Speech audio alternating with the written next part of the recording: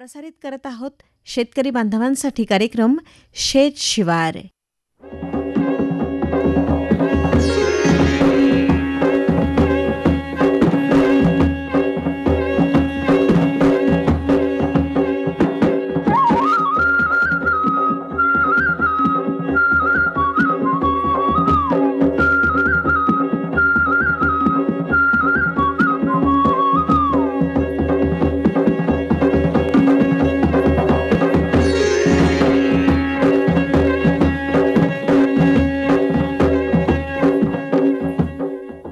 मंडळी नमस्कार. शेत शिवार या कार्यक्रमात आपणा सर्वांचं सहर्ष स्वागत.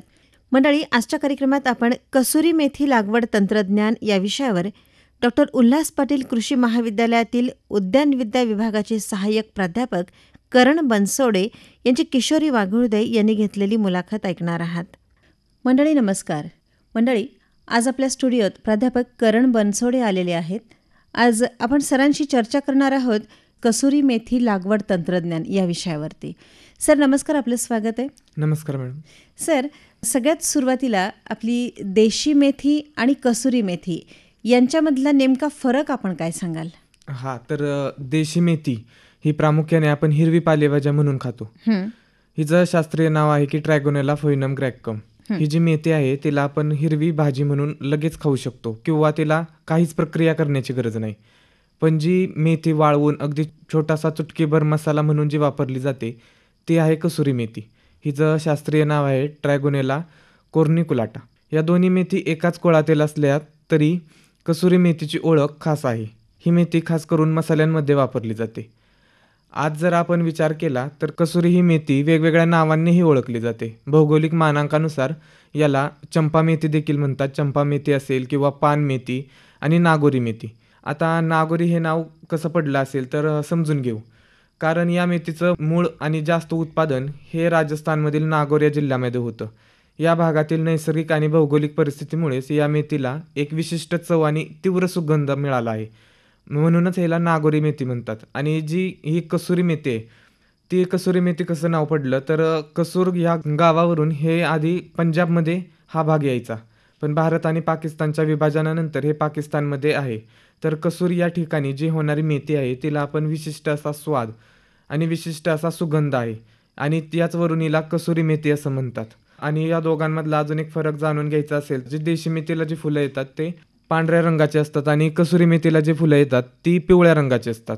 तुम्ही जर बारकाईनं पाहिलं तर कसुरी मेथीची पानं ही देशी मेथीच्या पानांपेक्षा थोडी लहान आणि गोलसर असतात आणि त्याची वाढसुद्धा अगदी हळू होते आणि रोपे झुडपवजा असतात. झुडपवजा म्हणजे जमिनीलगत येणारी, म्हणजे जसं की आपलं भुईमुग आहे त्याप्रमाणे ही मेथी वाढते. पण हाच हळू वाढणारा पाला वाळल्यानंतर जो सुगंध देतो ना तो आपल्या स्वयंपाकाला एक वेगळीच लज्जत आणतो. आणि त्याचबरोबर ज्या शेंगा येतात त्या कसुरी मेथीला शेंगा येतात ते अर्धचंद्राकृती खालच्या बाजूला लागतात. आणि जे आपण विचार करतो देशी मेथीचा तर शेंगा ह्या वरच्या बाजूला आणि तलवारीच्या आकाराचा येत असतात. बरं सर, आता या कसुरी मेथीबद्दल आपण सांगतात, या मेथीची लागवड नेमकी कोणत्या हंगामामध्ये आणि कोणत्या वेळेमध्ये करणं सगळ्यात जास्त फायदेशीर ठरतं? तर हा खूप महत्त्वाचा असा प्रश्न आहे. कारण कोणतंही पीक असो त्याला योग्य वेळी लावणं हेच त्याच्या उत्तम उत्पादनाची गुरुकिल्ली असते. तर कसुरी मेथीच्या सर्वोत्तम उत्पादनासाठी आणि विशेषतः तिच्या सुगंधाचा दर्जा टिकवून ठेवण्यासाठी हवामान खूप महत्त्वाचं ठरतं. तर कसुरी मेथी हे थंड हवामानात वाढणारं पीक आहे. उष्ण आणि दमट जर हवामान असेल तर या पिकाची वाढ खुंटते आणि पानांचा अपेक्षित सुगंध येत नाही. म्हणूनच आपल्या महाराष्ट्रात रब्बी हंगामात म्हणजेच ऑक्टोबर ते फेब्रुवारी हा कसुरी मेथीच्या लागवडीसाठी सर्वात आदर्श मानला जातो. लागवडीची योग्य वेळ जी आहे ती ऑक्टोबर महिन्याच्या दुसऱ्या पंधरवड्यापासून ते नोव्हेंबर महिन्यापर्यंत आपण लागवडी करू शकतो. तसं सर्वात उत्तम असतं हे लागवड म्हणजे रब्बी हंगामात सर्वात उत्तम ही लागवड आहे. या वेळेत पेरणी केल्यास पिकाला वाढीसाठी पुरेसा थंडावा मिळतो आणि याच थंड हवामानामुळेच मेथीच्या पानांमधील तेलाचे प्रमाण वाढते, ज्यामुळे तिला एक नैसर्गिक आणि तीव्र सुगंध मिळतो जो बाजारात उच्च दर्जात आपण विकलेला बघतो. आणि शेतकरी बंधूंनी जर टप्प्याटप्प्याने जर याची लागवड जर केली तरी आणखीनच फायदा होईल. कसं तर बाजारात कसुरी मेथीला वर्षभर मागणी असतेच. ही मागणी पूर्ण करण्यासाठी आणि सतत उत्पन्न मिळवण्यासाठी शेतकऱ्यांनी एकाच वेळी मोठ्या क्षेत्रावर पेरणी न करता टप्प्याटप्प्याने लागवड केली तर फायद्याचं ठरतं.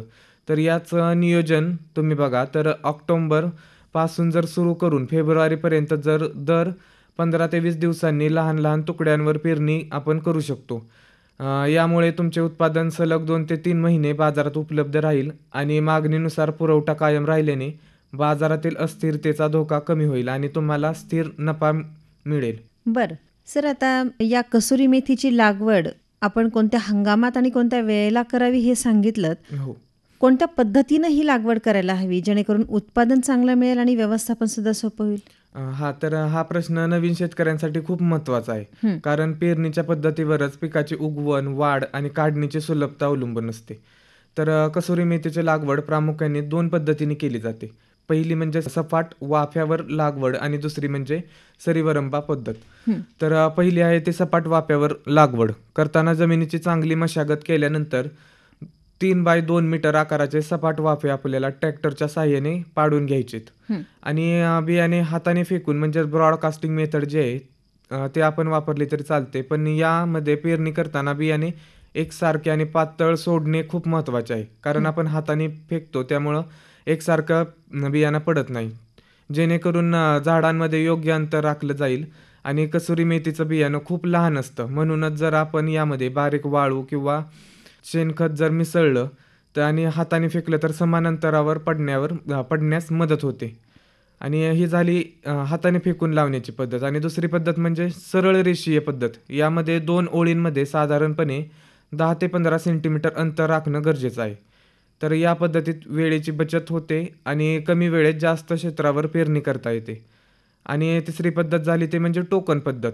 यामध्ये तुम्ही 20 बाय 20 सेंटीमीटर किंवा 30 बाय 20 सेंटीमीटर वरती बियाणे आपण टोकू शकतो.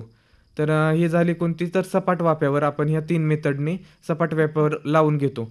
तर दुसरी पद्धत झाली ती म्हणजे सरी वरंबा पद्धत. यामध्ये सरी आणि वरंबा तयार करून घ्यायचेत आणि बियाणांची पेरणी ही वरंब्याच्या दोन्ही बाजूंनी ओळीमध्ये करून घ्यायची. याचा फायदा असा होतो की पाण्याचा निचरा चांगला होतो, ज्यामुळे कसुरी मेथीमध्ये मर आणि डॅम्पिंग ऑफ रोगाचा धोका मोठ्या प्रमाणावर कमी होतो. हो, नक्कीच. सर, आता लागवडीबद्दल आपण सांगतात तर या कसुरी मेथीची 1 एकर लागवड जर करायची असेल तर बियाणं किती लागेल आणि योग्य बियाण्याचं व्यवस्थापन कसं करावं याबद्दल सांगा.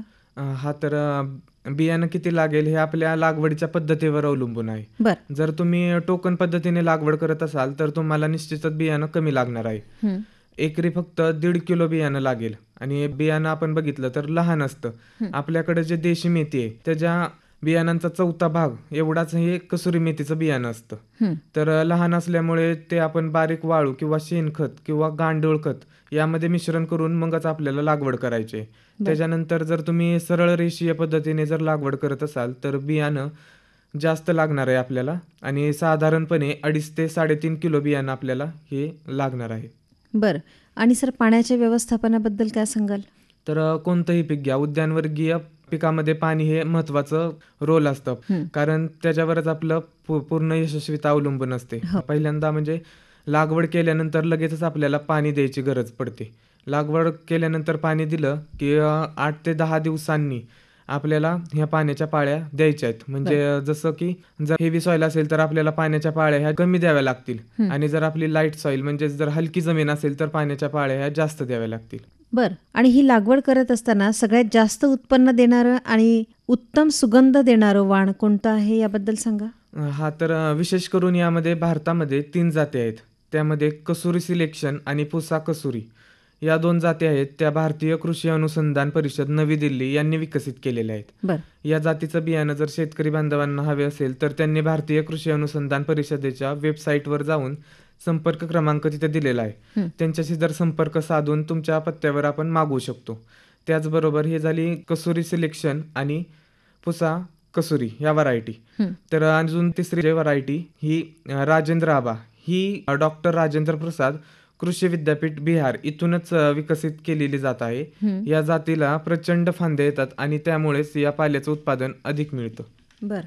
या मेथीच्या चांगल्या वाढीसाठी जमीन कशी असावी? तर कसुरी मेथीच्या यशस्वी लागवडीसाठी एकंदरीतच विचार केला तर कसुरी मेथी हे सर्व प्रकारच्या जमिनीत बऱ्यापैकी उत्पन्न देतं. पण विशेष करून जर विचार केला तर मध्यम प्रकारची जमीन असेल किंवा कसदार आपण जमीन निवडली पाहिजे. त्याहूनही महत्त्वाचं तिचा निचरा चांगला झाला पाहिजे. आपल्या जमिनीचा चांगला निचरा झाला पाहिजे. जमिनीचा सामू जो आहे तो 6.5 ते 7 या दरम्यान असावा. अशा प्रकारच्या जमिनीत चांगलं उत्पादन देतं. ज्या जमिनीत सेंद्रिय कर्ब चांगला आहे आणि एक खबरदारी अशी घ्यायची की पाणी साठून राहणार नाही, अशा जमिनीतच आपण लागवड केली पाहिजे.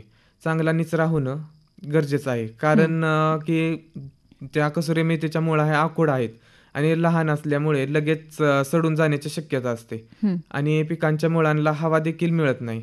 म्हणून तुम्ही जी जमीन निवडाल ती चुनखडीच्या आणि पाणी साठून राहणाऱ्या प्रकारातील नसावी याची खात्री करूनच आपण कसुरी मेथीची लागवड केली पाहिजे. नक्कीच. सर आता थोडंसं खत व्यवस्थापनाबद्दल सांगाल आणि दुसरं म्हणजे कमी खर्चामध्ये जास्त नफा मिळावा असं पोषण कशा पद्धतीनं होईल त्या मेथीचं? कसुरी मेथीचा पाला सुगंधी आणि दर्जेदार होण्यासाठी रासायनिक खतांपेक्षा सेंद्रिय खतांचा वापर जास्त महत्त्वाचा ठरतो. बरं. ज्यावेळेस आपण लागवड करतो त्यावेळेस एक 25 ते 30 टन प्रति हेक्टरी चांगलं कुजलेलं शेणखत टाकायचं आहे आपल्या जमिनीमध्ये. त्यामुळे जमीन भुसभुशीत होईल आणि पाण्याचा ताण सहन करण्याची शक्ती वाढते आणि पानांमध्ये नैसर्गिकरित्या सुगंधाचं प्रमाण देखील वाढतं. त्यानंतर 40 किलो जे नत्र आहे ते 40 किलो नत्र घ्यायचं आहे आपल्याला आणि स्फुरद सुद्धा 40 किलो आणि जे पालाश आहे ते 20 किलो आपल्याला अशी खताची मात्रा द्यायची आहे. ही खते 2 टप्प्यात विभागून द्यायची आहेत. म्हणजे जेणेकरून पिकाला सतत पोषण मिळेल. ज्यावेळेस आपण लागवड करू त्यावेळेसच आपल्याला 40 किलो नत्र लागवडीच्या वेळेस आपल्याला द्यायचे आहेत आणि पूर्ण स्फुरद आणि जो काही 20 किलो पालाश आहे तो लागवडीच्या वेळेसच आपल्याला द्यायचा आहे आणि जे उरलेले अर्धी नत्राची मात्रा आहे ती 20 किलो राहिली आहे ते 2 समान भागात विभागून द्यायचे. म्हणजे पहिला भाग जो आहे पहिला तोडणीनंतर ती एक 45 दिवसानंतर आपल्याला द्यायचं आहे आणि काढणीनंतर खत दिलं तर त्याला आणखीनच जास्त फुटवे देखील फुटतात आणि दुसरे जे काढणी आहे त्यामध्ये पाल्याचं उत्पादन चांगलं मिळतं आणि जो राहिलेला 10 किलोचा जी राहिलेली मात्रा आहे ती कधी द्यायची तर 55 ते 60व्या दिवशी आपल्याला द्यायची. पहिल्या महिन्यात एक तोडणी तर दुसऱ्या महिन्यात एक तोडणी. आपण जवळपास 3 तोडणी करतो. तर पाल्याचा रंग आणि सुगंध टिकवण्यासाठी सूक्ष्म द्रव्याची फवारणी सुद्धा केलेली चांगली असते. जसं की झिंक आणि बोरॉन यांची जर कमतरता जर जाणवली तर आपण फवारणी केल्यास मेथीचा पाला आणि अधिक आकर्षक आणि सुगंधी होतो. अशा प्रकारे आपण खत नियोजन केलं पाहिजे. नक्कीच. आता कुठलंही पीक म्हटलं म्हणजे कीड नियंत्रण, रोग नियंत्रण हे विषय तर येतातच. तर मग आपल्या या कसुरी मेथीचं पीक निरोगी असावं, त्यानंतर चांगलं उत्पादन आपण घेऊ शकलो पाहिजे, त्यासाठी सुरुवातीपासूनच आपण किडी आणि रोगांवरती नियंत्रण करू शकतो का आणि ते कसं करावं? हो, तर मुळातच कसुरी मेथीमध्ये ट्रॅगोनिलिन नावाचा एक घटक असतो. त्याला एक स्वाद असतो म्हणजे तो उग्रपणा जो आहे त्याच घटकामुळे या पानांना येत असतो. पाने उग्र किंवा कडवट असतील तर सहसा या पिकांवर रोग आणि किडींचा एवढा प्रादुर्भाव होत नाही. पण सुरुवातीला अगदी लागवडीच्या 3-4 दिवशीच उगवण व्हायला सुरुवात होते आणि उगवल्यानंतर एका 15 दिवसापर्यंत नागळी आढळते. नागळी म्हणजे स्लिप मायनर. परंतु 15 दिवसानंतर जी पाने आहेत ती पक्व होते आणि पक्व झाल्यानंतर ती कीड नाहीशी होते आणि जास्तच जर आपल्या पिकावर जर कीड आली असेल तर आपण शेतकरी बंधूंनी निंबोळी अर्क याची फवारणी करून घ्यायची. आणि दुसरा म्हणजे रोगांमध्ये पांढरी भुरी हा बुरशीजन्य रोग येतो. तर हा रोग आल्यावर आपल्याला वेटेबल सल्फर आहे ते आपल्याला त्याची फवारणी करून घ्यायची आणि बीज प्रक्रिया करून घ्यायची. म्हणजे 2 ते 3 ग्रॅम थायरम प्रति किलो बियाणांसोबत जर आपण त्याची बीज प्रक्रिया केली तर सॉइल बॉर्न जे डिसीजेस आहेत ते कमी होतात आणि आपल्याला हे नियोजन असं रोग आणि किडींचं करून घ्यायचं आहे. नक्कीच. सर, विशेष काळजी शेतकरी बांधवांनी काय घ्यावी? तर कसुरी मेथी हे थोडंसं नवीन पीक असल्यामुळं 2 ते 3 महत्त्वाच्या खबरदारी घेणं गरजेचं आहे. त्यातील पहिली म्हणजे कसुरी मेथीचं जे पीक आहे ते लागवडीनंतर एका 3ऱ्या ते 4थ्या दिवशी त्याची उगवण होत असते. उगवण झाल्यानंतर एक 20 ते 25 दिवसांपर्यंत ते खूप संथ गतीने वाढतं. आता जी देशी मेथी आहे जी आपण रेग्युलर खातो ती पटकन वाढते. 20 ते 25 दिवसापर्यंत ते काढणीला येते. परंतु ही कसुरी मेथी आहे तिचं तसं नाहीये. तर जे लागवड करणार आहे आपण, ते नवीन शेतकरी असतील, याची वाढच होत नाही. सुरुवातीला 20 दिवस नेमकं आपलं काय चुकलं? पण तसं नाहीये. तिची सवयच तशी आहे की त्या पिकाचं 20 ते 25 दिवसापर्यंत अगदी स्लो किंवा हळू वाढणारं हे पीक आहे. फांद्या फुटून ते जमिनीलगत अधिक वाढत असल्यामुळे त्या पिकात तण अधिक वाढतं आणि 12व्या ते 15व्या दिवसापर्यंत पहिली खुरपणी न चुकता आपण केली पाहिजे. तर ही खुरपणी करत असताना अशी काळजी घ्यायची आहे की जी मेथी लहान आहे ते आपल्या खुरप्यासोबत येणार नाही याची खबरदारी घ्यायची. आणि दुसरं म्हणजे असं की हे पीक सशाला खूप आवडतं. जर हे पीक लावलं असेल तर ससा आपल्या आधीच फस्त करणार आहे. सशापासून संरक्षण करणं हे तितकंच महत्त्वाचं आहे आणि वरती छाटणी केल्यासारखं आपला हा ससा खाऊन जातो. त्यामुळं सशाचं नियोजन करणं हे खूप महत्त्वाचं आहे. आणि तिसरं म्हणजे या पिकामध्ये मेलेलोटस अल्बा या नावाचं मिमिक्री वीड म्हणजे त्याच्यासारखं सेम दिसणारं पीक असतं. पीक म्हणजे गवत असतं. आपल्याला समजतच नाही की हे नक्की कसुरी मेथी आहे का हे तण आहे. बरं. परंतु यातला दोघांमधला फरक असा की कसुरी मेथी ही जमिनीलगत पसरते आणि त्याला फांद्या देखील फुटतात. पण मेलेलोटस अल्बा या नावाचं जे तण आहे त्याला फांद्या येत नाहीत आणि सरळ वाढतं आणि त्याला फुलं देखील आपल्या देशी मेथीसारखी पांढऱ्या रंगाची येतात. तर तेवढा एक फरक शेतकरी बंधूंनी समजून घेतला तर निश्चितच आपण कसुरी मेथी आणि हे जे तण आहे यातील फरक आपल्याला कळेल आणि उत्पन्न आपलं चांगलं येईल. नक्कीच. सर, आता काढणी कशा पद्धतीनं करावी? तर आता लागवडीपासून हे पीक जे आहे ते जवळजवळ 40 ते 45 दिवसांनी काढायला येतं. दुसरी तोडणी अजून 55 ते 60व्या दिवशी दुसरी तोडणी येते. तर काढणी करत असताना काय करायचं की वरचे शेंडे खुडून घ्यायचेत. अशा पद्धतीने काढणी केली तर एकरी जवळपास तुमचं 90 ते 100 किलो हिरवा पाला आपल्याला मिळतो. हा पाला नंतर आपण सुकवायचा आहे आणि सुकवल्यानंतर 30 किलो सुकलेला पाला आपल्याला मिळेल. तर या पद्धतीने आपल्याला काढणी करून घ्यायची. बरं. आणि सर, ह्याची प्रक्रिया कशी केली जाते? तर प्रक्रिया पाहायला गेलं तर अत्यंत साधी प्रक्रिया आहे. परंतु ती करणं मात्र गरजेचं आहे. तर कसुरी मेथी आपण काढल्यानंतर काय करायचं आहे तर सुरुवातीला जी मेथी असेल ती काढलेली साफ करून घ्यायची. साफ करून म्हणजेच त्यातील जर इतर तण असेल किंवा पाला असेल किंवा काडी कचरा जर आला असेल तो वेगळा करून घ्यायचा आहे. नंतर मग स्वच्छ पाण्याने आपल्याला धुवून घ्यायचंय. धुतल्यानंतर जे पाणी राहिलं असेल त्याचा पूर्ण निचरा होऊ द्यायचा आहे. आणि निचरा झाल्यानंतर मग ती कसुरी मेथी मस्लिन क्लॉथ असेल त्यामध्ये बांधायची आणि बांधल्यानंतर आपल्याला ते ब्लांचिंग ट्रीटमेंट द्यायचे. ब्लांचिंग ट्रीटमेंट म्हणजे काय तर उकळत्या पाण्यात 1 मिनिटापर्यंत आपल्याला ते बुडवून काढायची. तर उकळत्या पाण्यात बुडवल्यामुळं आणि नंतरून त्या पण पाण्याचा आपल्याला निचरा करायचे. तर ह्या प्रक्रियेचा परिणाम असा होईल की ज्या काही एन्झायमॅटिक ऍक्टिव्हिटी होत असतात पानांमध्ये त्या कमी होतील आणि रंग टिकवून ठेवायला मदत होईल. जर तो हिरवा रंग टिकून राहिला तरच आपल्याला बाजारात त्याचं ग्राहक जास्त आकर्षित होतात आणि ते ग्राहक आकर्षित झाल्यामुळे त्याची खरेदी सुद्धा तशीच जास्त होते. तर अशा पद्धतीने गरम पाण्यातून मेथीला काढलं की वाळवायचे आणि वाळवताना मात्र ती सावलीतच वाळवायचे जेणेकरून हिरवा रंग आणि सुगंधित तेल टिकून राहील. नाहीतर मोठ्या प्रमाणात जर आपण शेतकरी बंधू जर याचं पीक घेत असाल तर कॅबिनेट ड्रायर सारखं जर आपण मशिनरी जर वापरल्या आणि त्याचं टेम्परेचर मेंटेन केलं तर एकसारख्या पद्धतीने ते सुकतं. त्यानंतर याच्यापेक्षा जर अजून मोठ्या प्रमाणात जर आपण लावलं असेल तर पॉलिफिल्म किंवा पॉलिटनेल असतात त्यामध्ये सुद्धा सुकवलं तरीही मेथी चालते. बरं. विक्री व्यवस्थापन कसं करावं? तर आता विक्री व्यवस्थापनाच्या संदर्भात जर आपण विचार केला तर आपण प्रक्रिया झाल्यानंतर जी काही वाळलेली मेथी आहे ती कसुरी मेथी जर ते आपण एका 10 ग्रॅम किंवा लहान लहान जे पाकिट आपण बनवायचे आहेत. मार्केट रेटचा जर आपण विचार केला तर 10 ग्रॅमचं पाकिट जे आहे ते 40 ते 50 रुपयांना आपल्याला बाजारात भेटतं. तर याची डिमांड प्रचंड आहे कारण हे लग्न समारंभ असेल किंवा हॉटेल्स इव्हन आपल्या घरी सुद्धा आपण खूप मोठ्या प्रमाणात मसाल्यात उपयोगात आणतो. तर सुरुवातीला रेडी बाजारपेठ उपलब्ध नाही तर ती क्रिएट आपल्याला करावी लागणार आहे.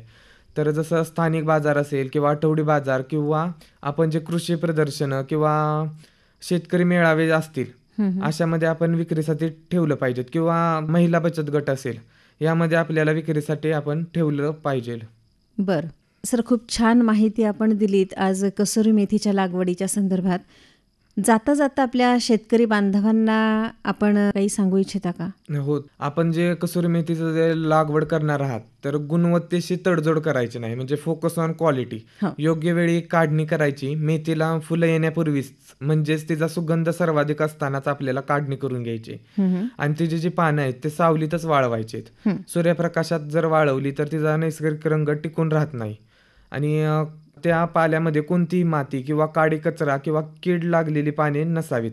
म्हणजे स्वच्छता म्हणजेच जास्तीची किंमत. म्हणजे स्वच्छ आपला माल असेल तर आपल्याला जास्तीची किंमत केव्हाही मिळेल. आणि स्वतःचा ब्रँड तयार करायचा आहे. सुरुवातीला 50 ते 100 ग्रॅम इथूनच आपण सुरुवात करायची. एवढे पॅकेट 50 ते 100 ग्रॅमचेच पॅकेट्स बनवून आपण ते विकू शकतो. आणि कृषी प्रदर्शन असेल किंवा कृषी मेळावे असतील यामध्ये सामील व्हायचं आहे आणि ग्राहकांना याची माहिती द्यायची. किंवा आता आपण पाहतो तर ऑनलाईन सुद्धा विक्री शक्य झालेली आहे. तर व्हॉट्सअप ग्रुप असतील किंवा इंस्टाग्राम असेल यावरही तुम्ही या कसुरी मेथीची माहिती देऊ शकता. हो, नक्कीच. सर, खूप खूप धन्यवाद. आज आपण इथं आलात आणि कसुरी मेथी लागवड तंत्रज्ञान याविषयी खूप छान माहिती आपल्या शेतकरी बांधवांना दिलीत. समस्त शेतकरी बांधवांच्या वतीनं आणि आकाशवाणीच्या वतीनं पुन्हा एकदा खूप खूप धन्यवाद. प्रसारित करत आहोत